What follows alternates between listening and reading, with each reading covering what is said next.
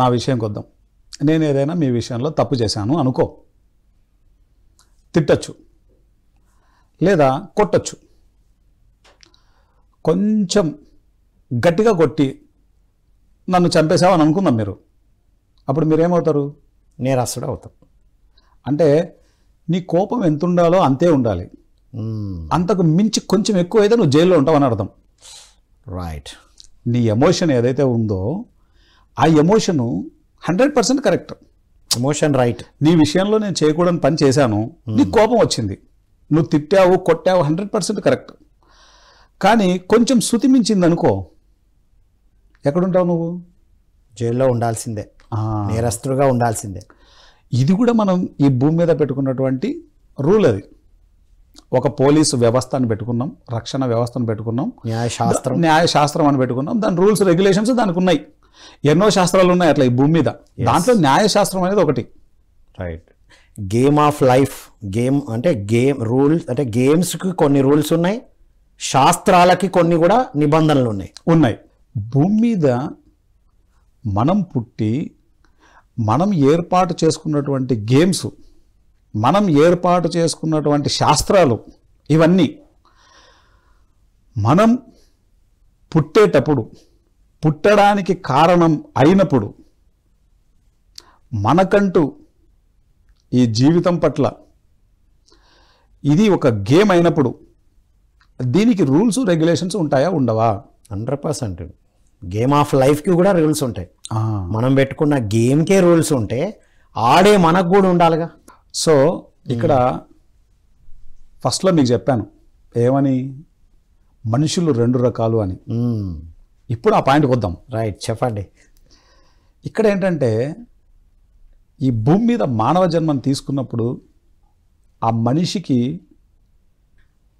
నువ్వేం చేయాలి, ఏం చేయకూడదు, నువ్వు ఏం తినాలి, ఏమి తినకూడదు, నువ్వు ఎలా ఉండాలి, ఎలా ఉండకూడదు, ఎలాంటి గుణాలను కలిగి ఉండాలి, ఎలాంటి గుణాలను కలిగి ఉండకూడదు. సరికాని సరి అయినా. ఎస్, 2 ఉన్నాయి. సరికాని సరి అయినా. ఎస్. అన్నిట్లో ఈ సరి అయినటివి ఏంటివి, సరి కానివి ఏంటివి, ఇది 100% తెలుసుకోవాలి. దీన్నే జీవిత శాస్త్రం అంటారు. దీన్ని ఏమంటారు? జీవిత శాస్త్రం. రైట్. ఇప్పుడు మీరున్నారు, ఈ లైవ్ జరుగుతోంది, మీరు వచ్చి వాట్ అని చెప్పేసి నా చెంప మీద కొట్టారు. ఓకే, మీరు కొట్టారు, అయిపోయింది. కానీ ఈ కొట్టిన దాన్ని నేను పదే పదే పదే పదే పదే పదే పునరావృతం చేస్తుంటాను. జరిగింది ఒక్కసారి, మీరు ఒకసారే కొట్టారు నన్ను, కానీ నేను 1,00,000 సార్లు కొట్టించుకుంటుంటాను మీతో లోపల, మానసికంగా. ఎస్. ఓకే, అంటే చర్య అయిపోయింది ఆల్రెడీ, ఏదో ఒక క్రియ అనేది జరిగింది, ఆల్రెడీ అయిపోయింది. ఇక్కడ నాకేముండాలి, ఇది మర్చిపోవాలంటే ఫర్గివ్నెస్ అనేది ఉండాలి, క్షమాగుణం ఉండాలి. అరే రాము కొట్టాడు, నో ప్రాబ్లం, క్షమిద్దాం అతన్ని. నీది తప్పు ఉంటే, ఒకవేళ నా తప్పు ఉందనుకో, నేను తప్పు చేశాను కాబట్టి అతను కొట్టాడు, ఇట్స్ ఓకే, నో ప్రాబ్లం. ఒకరికొకరు ఫర్గివ్ చెప్పుకుంటే అక్కడితో క్లోజ్ అవుతుంది, అయిపోయింది అది.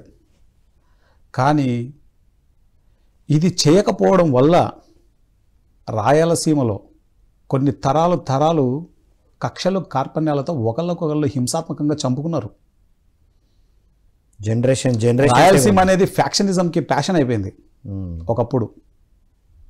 చిన్న విషయం ఇది, చాలా చిన్న విషయం, కానీ దీని పర్యవసానం కొన్ని తరాలు శిక్షలను అనుభవించాయి. సరి అయిన జ్ఞానం ఉంటే తప్ప, నీ జీవితంలో నీ పర్పస్ ఆఫ్ లైఫ్ ఏంటో తెలిస్తే తప్ప, నీ జీవితానికి సంబంధించినటువంటి ఆటకు సంబంధించిన నియమాలు నిబంధనలు నీకు తెలిస్తే తప్ప ఈ జీవితాన్ని నువ్వు సరిగ్గా జీవించలేవు.